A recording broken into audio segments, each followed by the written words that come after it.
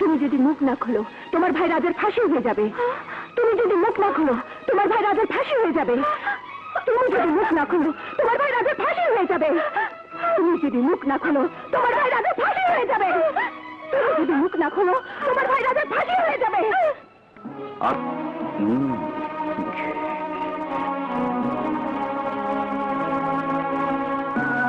রাজা, এখনো সময় আছে, বলো কেন তুমি হত্যাকাণ্ড ঘটিয়েছ, এর কারণ কি?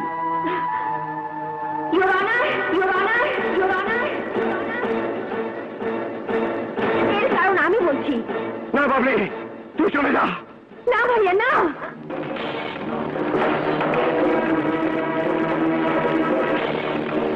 না বাবলি না, আমার কসম, তুই চলে যা, চলে যা।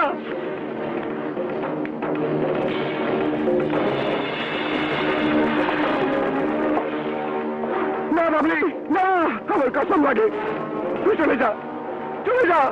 না ভাইয়া, আমাদের ভাই বোনের সম্পর্কের পবিত্রতার খাতিরে আজ কোনো কসমের মূল্য আমার কাছে নেই। বাবলি, তুই বরবাদ হয়ে যাবি। বরবাদ তো আমি হয়েই গেছি ভাইয়া। ইওর অনার, 5 নভেম্বর রাতে এই এসপি, এই শামশের মোল্লার ভাই নুরু মোল্লা, ভাতিজা ফারুক মোল্লা, এই উকিল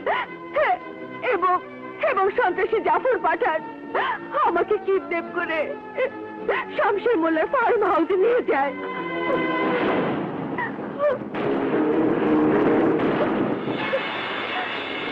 তারপর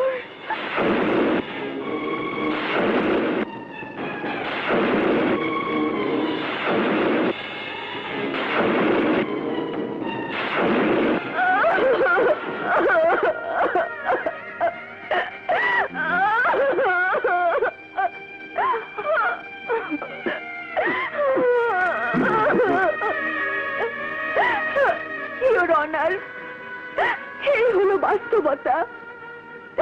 এখনো কি কেউ জানতে চায় যে আমার ভাই চুপ কেন? কেন কেন সে নিজের জন্য মৃত্যু চাইছে? ইওর অনার, এদেশের প্রত্যেকটি সৈনিক, মেহনতি জনতা আজ আপনার কাছে একটি প্রশ্ন রাখছেন। ভয়ঙ্কর সন্ত্রাসী জাফর পাঠান খুন, রাহাজানি, অস্ত্র ব্যবসায়ী, ড্রাগস ব্যবসায়ী, পলাতক আসামি সব লিস্টেড অফ দ্য টেরর হওয়া সত্ত্বেও কেমন করে এই শহরে ঘুরে বেড়াচ্ছে? বই শত্রুর সাথে যুদ্ধ করা সিপাহীদের দেয়া হয় বীর প্রতীক, বীর বিক্রম, বীর উত্তম। আজ দেশ জনতার সংবিধান রক্ষার্থে এই গণ দুশ্মনদের ধ্বংসকারী ইন্সপেক্টর রাজাকে আপনি দিতে চান মৃত্যুদণ্ড? ইওর অনার, এক দেশপ্রেমিক সিপাহীকে বীর উত্তম আর এক দেশপ্রেমিক সিপাহীকে মৃত্যুদণ্ড। ঠিক কেমন ইনসাফ ইওর অনার, কেমন ন্যায় বিচার? ইওর অনার, আমি একজন সিপাহী, আমি জীবন ভিক্ষা চাই না, চাই বিজয়। দিয়ে দিন আমাকে মৃত্যুদণ্ড, কিন্তু বীরেরা মরে না। আমার মতো বীরেরা বারবার জন্ম নেবে এবং দেশের পতাকা রক্ষার জন্য অস্ত্র হাতে তুলে নেবে।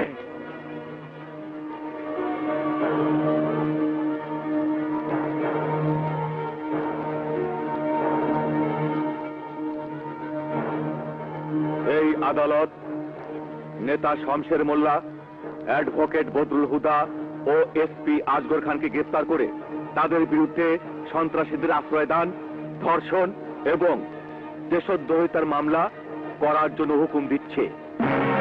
আর সেই সাথে দেশ, জনতা এবং সংবিধানকে রক্ষা করার জন্য অস্ত্র হাতে তুলে নেওয়া ইন্সপেক্টর রাজাকে সসম্মানে এই মামলা থেকে রেহাই দিচ্ছে।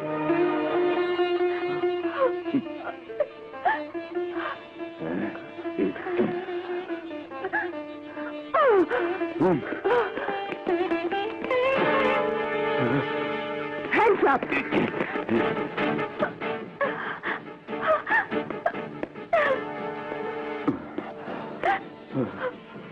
ভাইয়া, বাবা, ভাইয়া, বাবলি,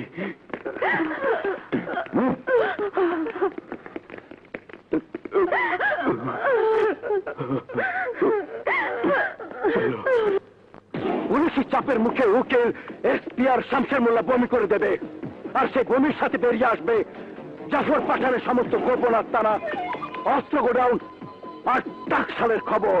না, কিছুই বের হবে না। তার আগে এই জাফর পাঠান ওদের দুনিয়া থেকে সরিয়ে দেবে।